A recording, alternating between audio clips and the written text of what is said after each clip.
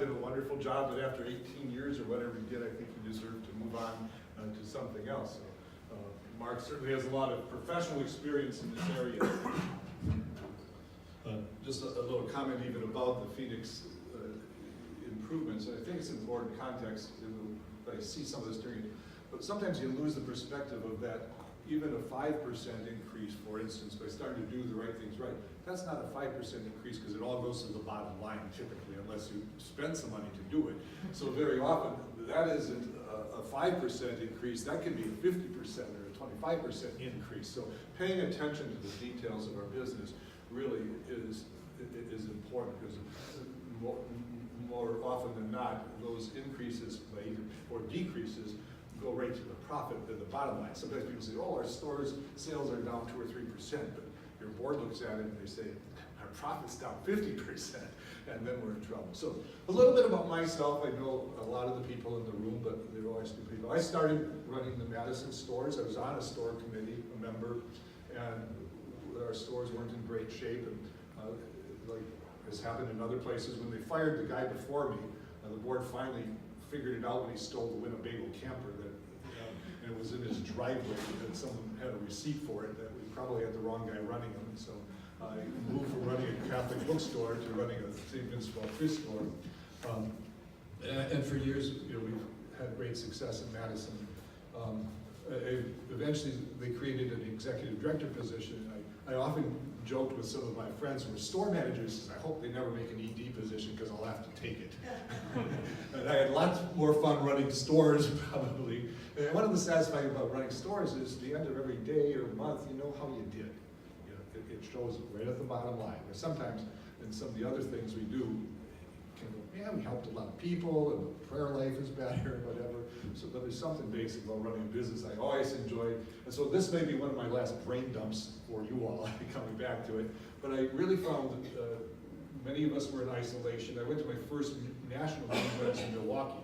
And we never sent any people to those meetings because that was just wasting money we should help the poor with, right? We were just staying in fancy hotels. And so I said, well, I'll drive there.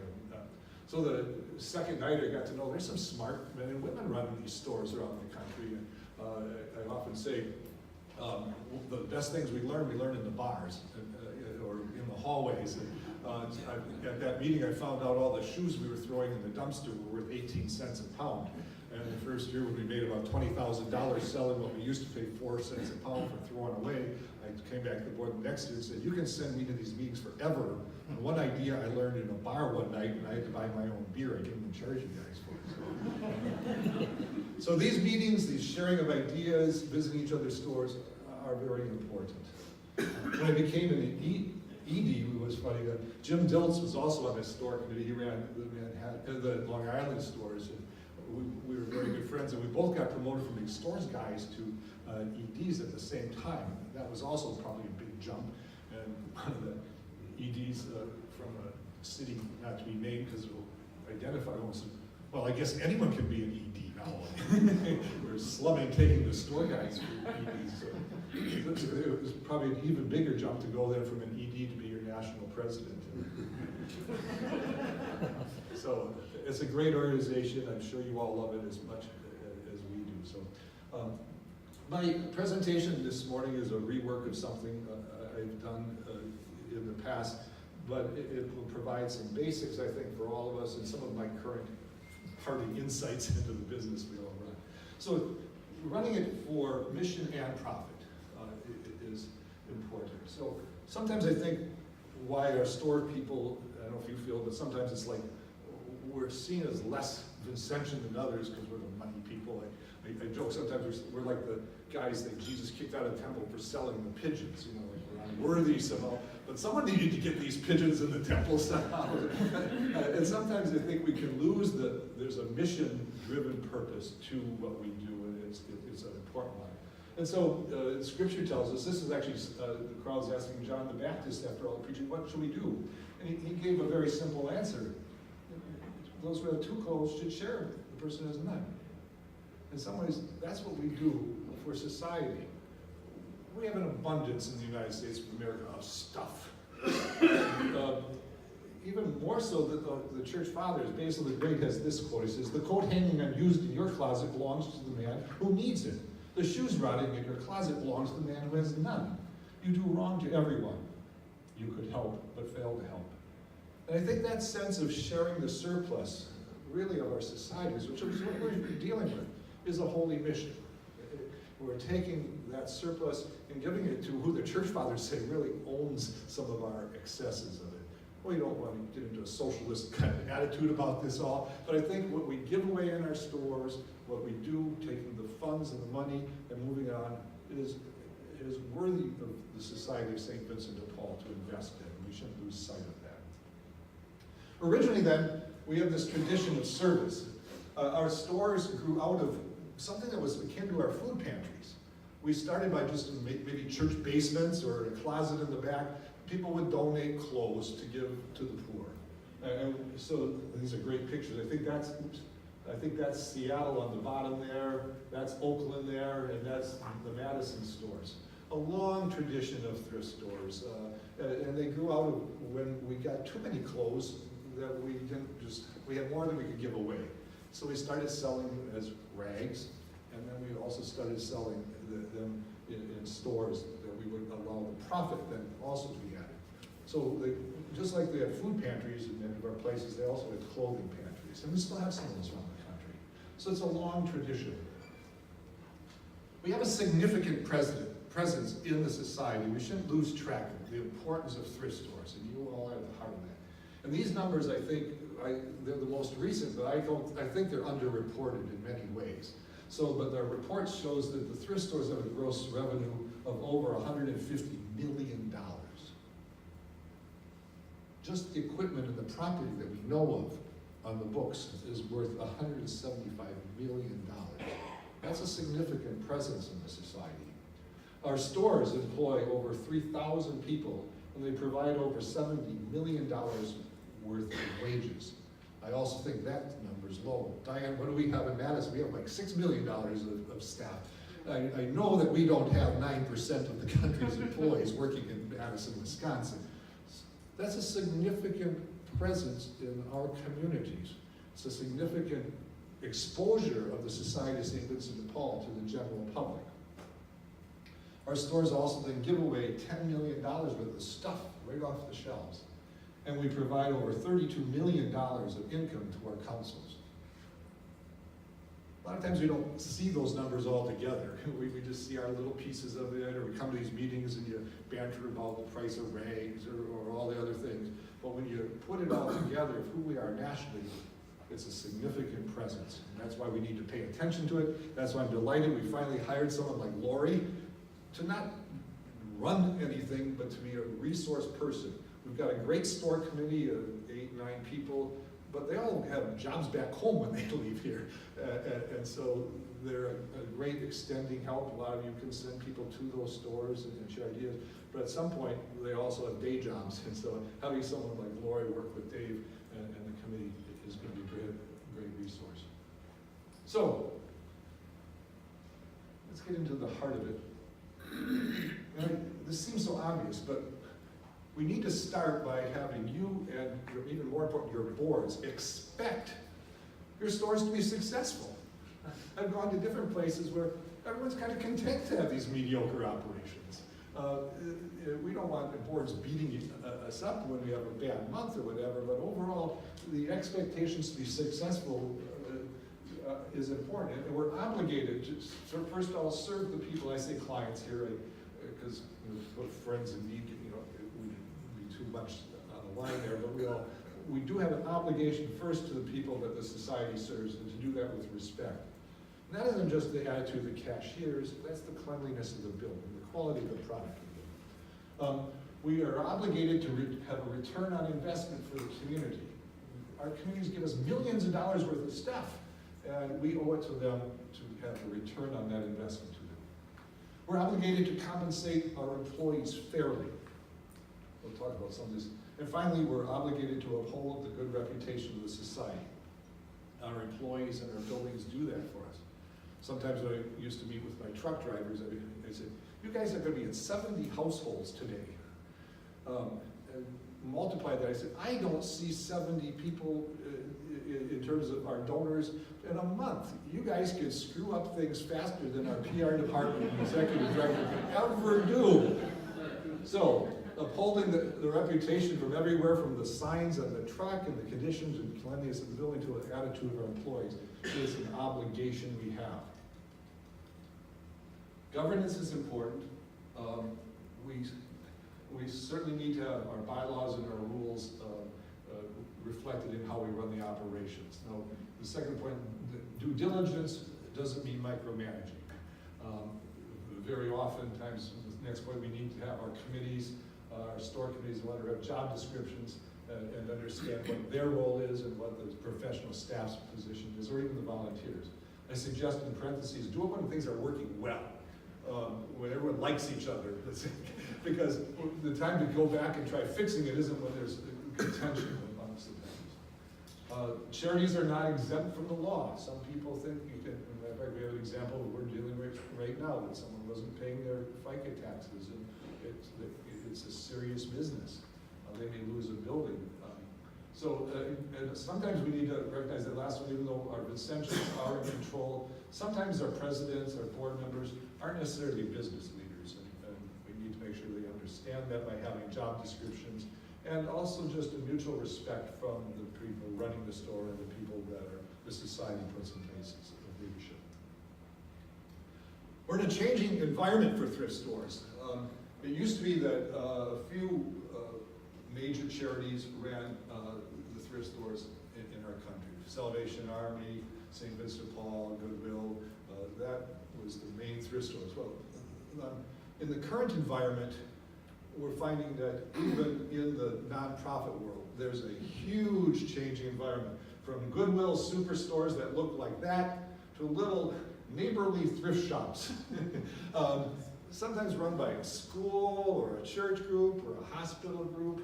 A lot of people have decided that this is a cool business to get in, and they're legitimate nonprofits we're competing with. But even more so, significant changes is the for-profit thrift stores. Savers, Value Village, and a dozen other people who have names very similar to Value Village, all are very good at what they do. And we can learn from them, but they are also in competition. We also have these drop boxes that just take clothes and sell them as credential overseas and all over. You all know about this. The turf has changed. And as a result, though, we need to change how we're doing our business. And we need to be as good as we can be, because we are many places we're either dead in the water or going out of business because we haven't realized that we have to change how we do business. So, some key concepts as we go through here. Management is the key to success. Almost every place over my years that I have visited that is either on the up or downside, it's always management.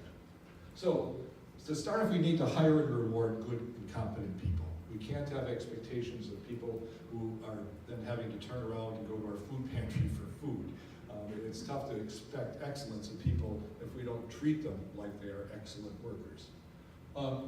Your oversight committees, our boards, need to understand their functions and get out of our way when they need to, but also tell us when we're drifting from mission. Do not accept excuses. It's easy to say that, I know, but there's always reasons.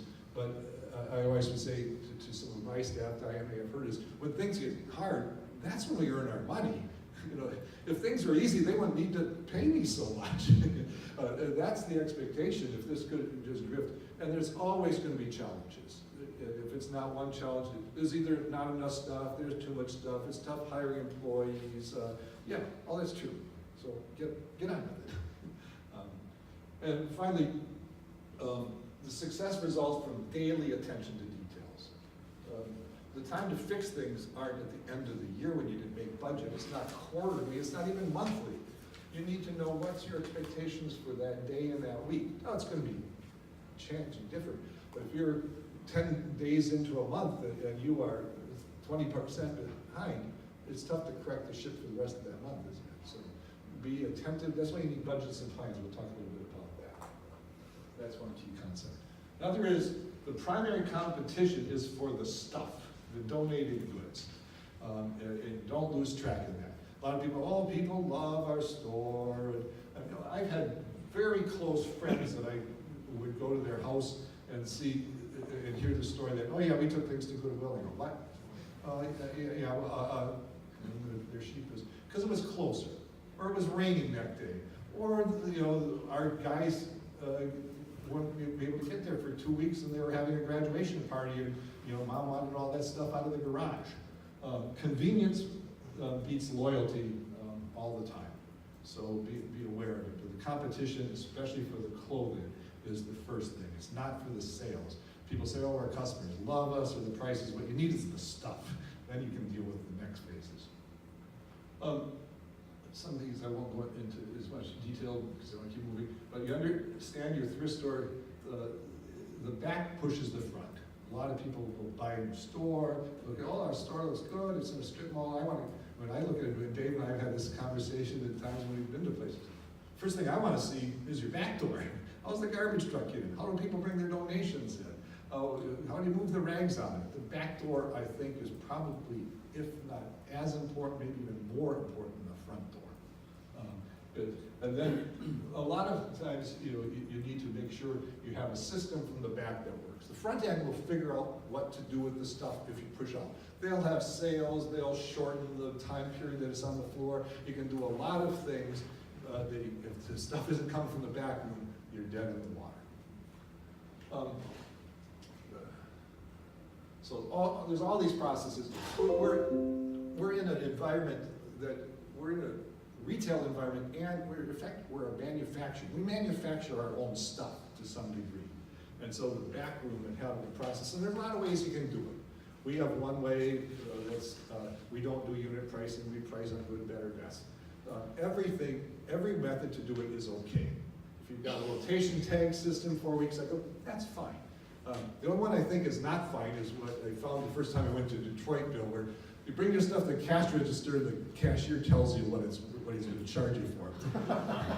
That doesn't work. And a furniture guy used to do that too. He would put tags on. I said, well, how do you price this? Well, I look at their shoes. Rich people have good shoes and they charge them.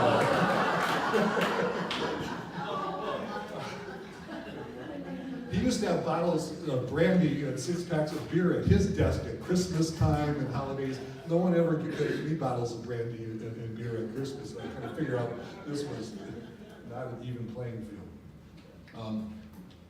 There's a lot of people, including Rod and some others, who can tell you a lot more about rags. You need a good system, but the one thing I want to point out is that bottom line. It brings you more money, there's all kinds of things.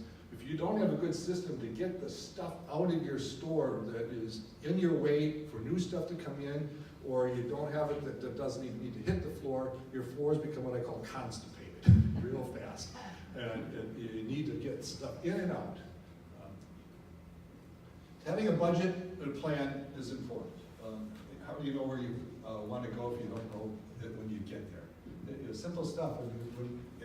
But I've been blessed to have people like Diane or Gary take over the stores after I moved to other places, and they were a lot smarter than me. And they moved it to even on a daily basis. Every manager, many of the employees even know what they're supposed to do that day. And so if you don't have that sense of how many things we sell in every department on a weekly basis, even daily basis, you aren't going to be able to succeed. It's pretty basic for most of us. If you have paid staff, staff's your biggest cost. If you have a lot of volunteers, your space and other things are going to be a bigger cost. But the bottom is profit, and that's to be expected. I'm not going to spend a lot of time dealing with some of these things. Having a paid staff or a volunteer staff, they're both fine. Only thing, you need to make sure you're complying with Federal Labor Standards Act. A lot of our places aren't. That's a discussion for another day. The other thing I would point out that yes, fully paid staff can take up to 60% of your revenue cost, but there's also very often opportunity costs. I've visited places that, well, we're not open on evenings, because none of the volunteers want to do that. We're not open Sundays. Sundays can be a very big day. There's all this discussion whether it's supposed to do that or not, but very often even the people we're serving, that's their day off. That's the day they can shop. The competitions are open that day, and if you're leasing a building, the landlord's charging you the lease on Sunday too. But if you're dealing with only volunteers, there's opportunity costs and losses. Sometimes the mixed approach doesn't work either, because sometimes our employees can be a rough and tumble group, and the church ladies necessarily I don't want spending the break time hearing the horror stories of what my employees did the night before. So, anyway, having expectations that of your place, what gets measured gets done. That's a concept I learned from someone who knew the Savers Value Village models in Chicago. It was a revelation to me. I went back the first time after looking at this stuff and asked my employees, let's start measuring. How many pieces of clothes do you hang a day? The board had expectations of a budget that we would sell so much a month. Broke down the numbers, how many clothes. Well, when we started measuring it, the ladies in back, they were producing about 400 pieces of clothes a day with a staff of 4 people. That means each person was hanging, doing whatever part of the process, 100 pieces a day. Well, even if they all stole, there's no way we're going to make the budget numbers at the board. I mean, it's just simple math, but I would bet a lot of your stores don't even have any accountability of how many pieces of clothes do you expect that person to hang a day? How many things are supposed to hit the floor?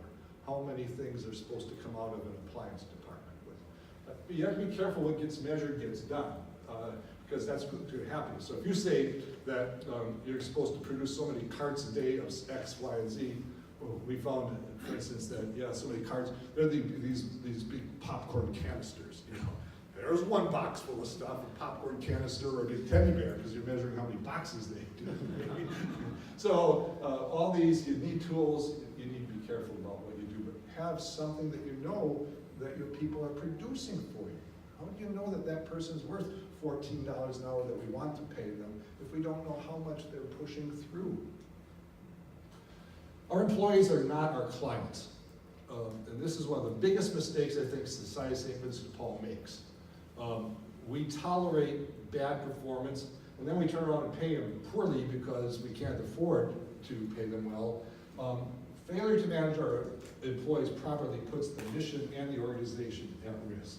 We need to hire good people, we need to pay them fairly and justly, but then we need to have high expectations.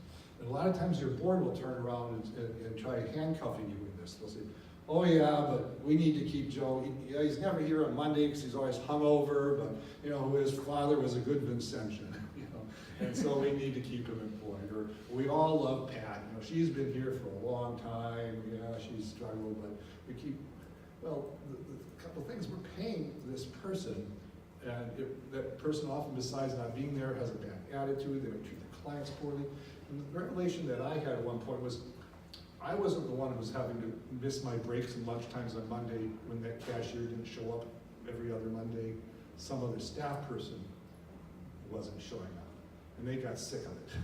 Or they had maybe planned a day off on a Saturday to go to their cousin's wedding, but they got called in because so-and-so one more time, our problem children, called in and we had to pull them in.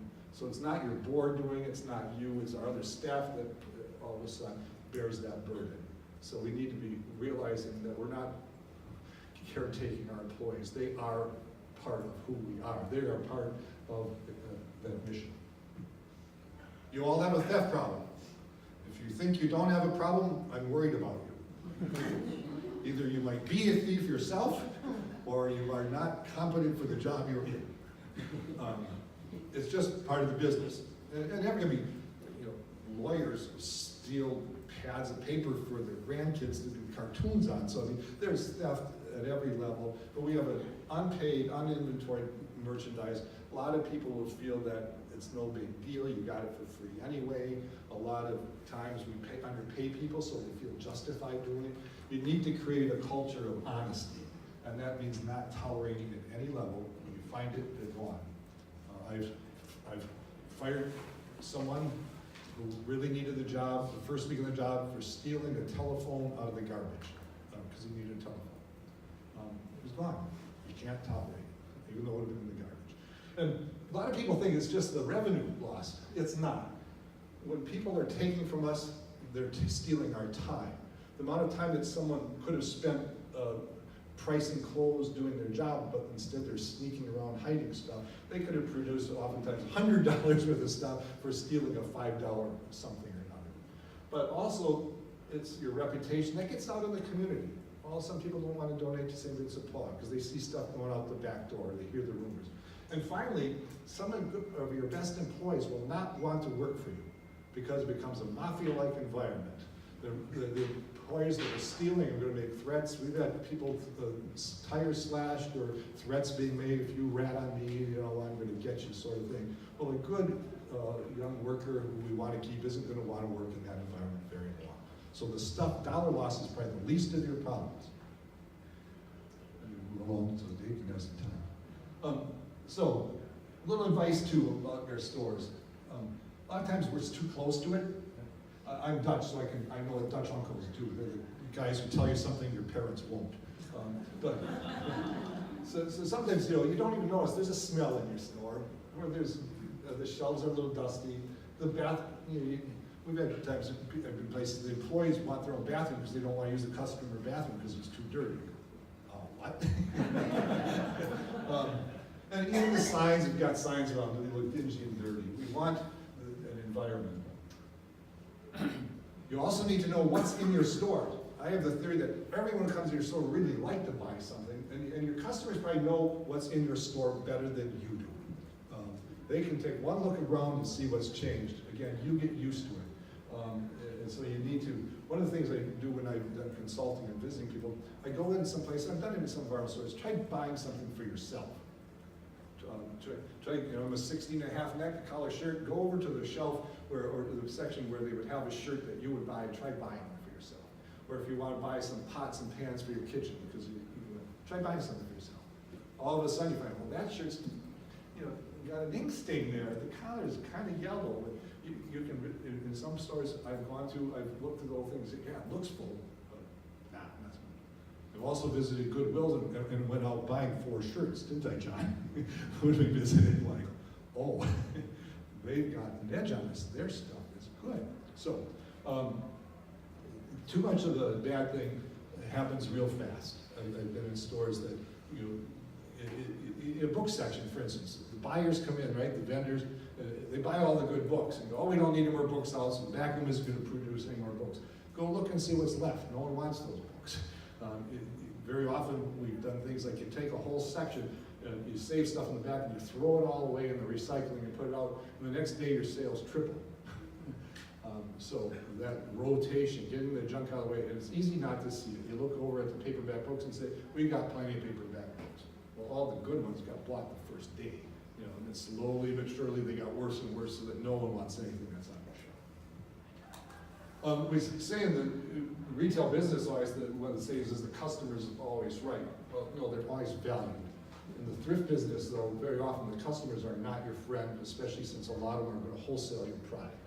They're going to be your best buddies when they can get a good deal on it. They'll be your worst enemy and try to say all kinds of bad things about you if all of a sudden they lose their profit margin on eBay.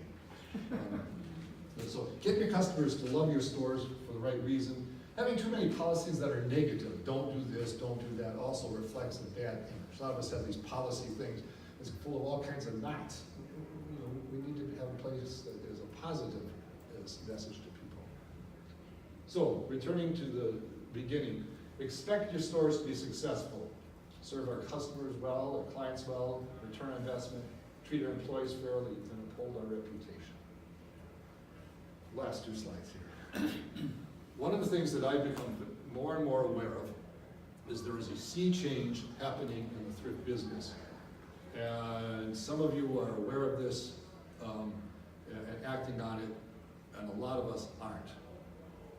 I'm going to maybe overstate this, but we have expected in the thrift business, and especially St. Vincent de Paul, the reason people shop for us was the price. So when our sales is down, we've lowered the price, or if Goodwill is down, we try to beat them to the bottom. That's not the business we're in anymore.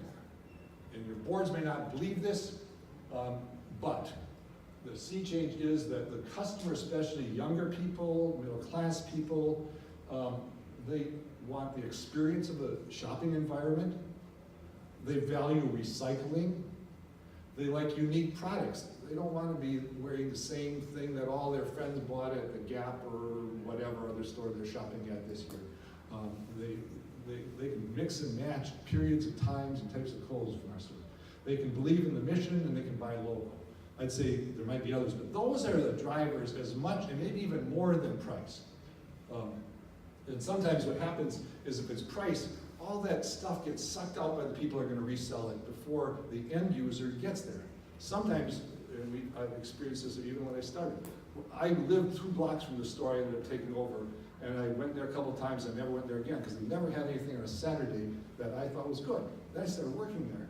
I said, yeah, all the good stuff gets sucked up the same day by people who don't have jobs, they're in the neighborhood, the hoarders, the resellers. By raising the prices, all of a sudden, some of the stuff stayed there, and people that really were the kind of customers we wanted ultimately started shopping at our stores. I was in LA giving a speech, and they looked at their stores. Like all of our stores, they've got problems, I won't go into those details, but I was out in Pasadena, and I had a Saturday afternoon off. Went in a thrift store run by a nonprofit with probably some of the most expensive real estate that they were leasing that you can imagine, and the store was packed. They had a wall half the size of that with baseball hats, the stuff we usually throw in with our shoes, most of them, because the rack's full. None of them were under $15. Someone knew how to create an experience in that store. No, not every stupid hat's worth $15, but someone knew which ones to throw in the recycling and which ones to put on that rack. We need to be, you'd all be happy probably to get $6 for your hats, wouldn't you? So we need to be smarter about what we do, and it isn't just a price driver. A lot of people say, oh, the poor can't afford it. We give $10, $12 million of stuff right off our shelves and produce $30 million for the stores.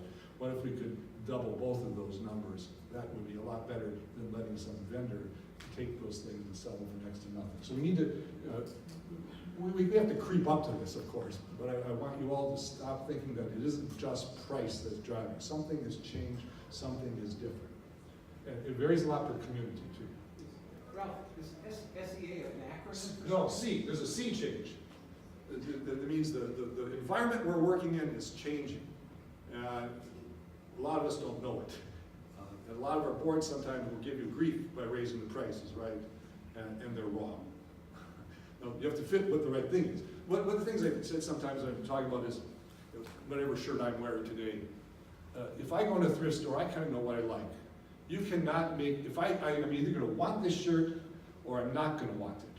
Now I know what it is if I buy this at Land's End, for instance, or wherever I'm buying shirts this year. I know what it sells for whole price. Somewhere under that by 50% probably is a price that I'm going to buy it if I like it. If I don't like it because it's out of style or the neck's a little worn, I got a whole closet full of shirts with ink stains and yellow necks. You cannot make that shirt cheap enough that I will ever buy it, right? You probably don't like this. Will price ever change your decision making on it under some theoretical price? No. So we fool around having stuff on our racks and, oh, we'll make it half price. And we'll make it $1 each. Because that thing that you put on half price, third price, yeah, you can do those sales. Make them quick though, get them out of your way. Because that half price or $1 shirt's taking the place of something that could have been $5. You only have so much racks. So that's the point. So think about yourself. Because you're a shopper too. You know what people buy. So understand this. So finally, why do people shop at our stores? Here's one of the TV. I shop St. Vinny's for the bargains. I shop at St. Vinny's because they're local. I shop St. Vinny's for the unusual styles. I shop at St. Vinny's because it's good for our planet. Yo compro en St. Vinny's por las fantásticas cosas que encuentro. I shop at St. Vinny's because the funds stay here in our county. I shop at St. Vinny's because it's fun. I shop St. Vinny's to help our neighbors in need. Tell us why you shop St. Vinny's at shopstvinny's.com. That's why people shop at our stores. We need to remember that. So, thanks a lot. You've got a full agenda. Probably stole half a day's time, but I think having an understanding of why we do this at every level, from mission to some of the practical things, will make you successful.